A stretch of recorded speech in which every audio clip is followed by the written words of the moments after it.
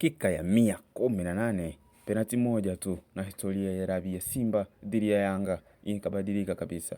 Ilikuwa ni fainali ya Muungano Cup kule Zanzibar, mechi kubwa, pressure kubwa na mashabiki walikuwa wakisubiri mshindi mmoja tu. Hakuna timu iliyotaka kupoteza kwa sababu hii siyo mechi ya kawaida, hii ni dabi. Dakika 90 zinamalizika, hakuna mshindani, mechi inaingia extra time. Uchovu unaanza kuonekana lakini mapambano hayakupungua.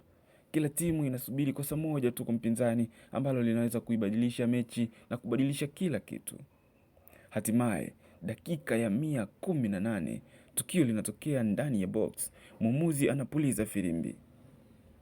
Penati kwa Simba. Simba wanapata mkwaju wa penati. Uwanja mzima unanyamaza kwa sekunde chache. Pressure iko juu sana. Macho yote yanaelekezwa kwa mchezaji mmoja tu, Selemani Mwalimu. Hatimaye muda unawadia. Anakimbia, anapiga mpira.